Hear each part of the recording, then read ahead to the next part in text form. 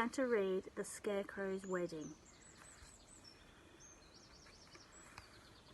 Betty O'Barley and Harry O'Hay were scarecrows. They scared lots of crows every day. Harry loved Betty and Betty loved Harry, so Harry said, "Betty, my beauty, let's marry. Let's have a wedding, the best wedding yet, a wedding that no one will ever forget." Betty agreed, so they hugged and they kissed. Then Betty said, "Harry dear, let's make a list." "Just as you say," answered Harry O'Hay, so they wrote down the things that they would need on the day. A dress of white feathers, a necklace of shells, lots of pink flowers, 2 rings and some bells.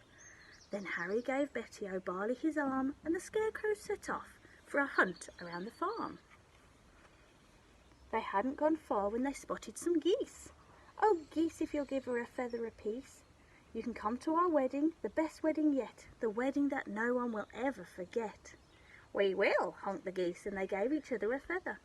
A spider friend offered to sew them together. "Hooray!" cried the scarecrows. They hugged and they kissed, and they hurried back home and crossed dress off their list.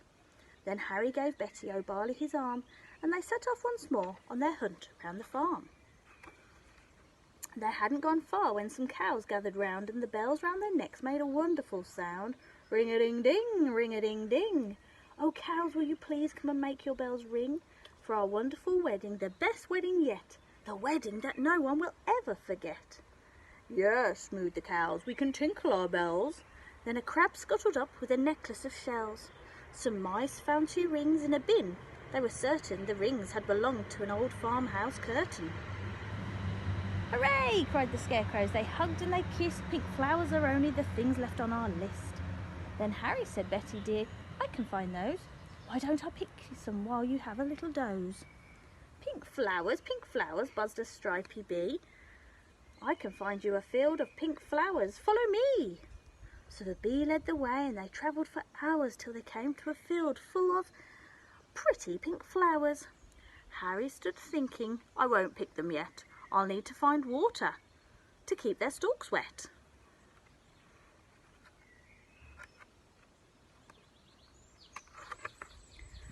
"Just follow me," croaked a lumpy old toad. "There's a lovely wet pool at the top of this road." They climbed up the road. It was terribly steep. "I'm tired," said the toads. They stopped for a sleep. Early next morning they came to a pool. "This water," said Harry, "is beautifully cool. But now I need something to carry it in, a jug or a vase or a cup or a tin." "I think I can help," said a small squirrely snail. "I can show you the way to a very fine pail." So the snail and the scarecrow set off on their way, but the snail was slow. It took more than a day. Betty was worried. "What happened to Harry? Where is the scarecrow I'm planning to marry?" The farmer came by with a frown on his face, and he made a new scarecrow to take Harry's place. "I don't like the look of him." "Good day," said the scarecrow. "I'm Reginald Rake." He took Betty's hand and gave it a shake. "Together," he told her, "we make a fine pair. You're really quite pretty apart from your hair." Then he jumped in the tractor and told her, "Hop in. I'm a really fast driver. Let's go for a spin." But Betty said, "No, I must wait here for Harry. He is the scarecrow I'm going to marry. We're planning our wedding, the best wedding yet, the wedding that no one will ever forget." Reginald laughed. "You'll be waiting forever. Forget about Harry. I bet he's not clever."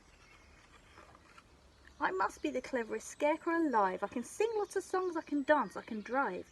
I'm dashing, I'm daring, I'm cool as can be. I can even blow smoke rings. Just watch and see." And he took a big fat cigar from a packet the farmer had foolishly left in his jacket. "But smoking is bad for you," Betty exclaimed. "Really, you ought to be feeling ashamed." "Don't be a fusspot," said Reginald Rake. "My smoke rings are staggering, make no mistake." He struck up a light and he tried to smoke, but straight away started to splutter and choke. What happened next was completely unplanned. The lighted cigar tumbled out of his hand. It fell to the ground and it started a fire. Betty screamed, "Help!" as the flames flickered higher. But Reginald Rake said, "I'd better be off," and he bounded away with a terrible cough. Then they picked up the flowers, they hugged and they kissed. "Oh, excuse me, I missed a bit."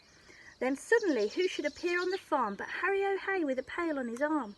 "Betty," cried Harry, "my own future wife." He poured on the water and saved Betty's life.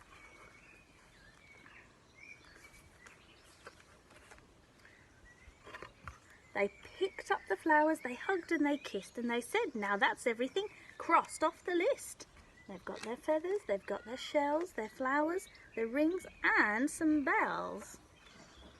So Betty O'Barley and Harry O'Hay wed one another the very next day, and everyone, even the snail who was late, said, "Don't they look happy, and don't they look great?"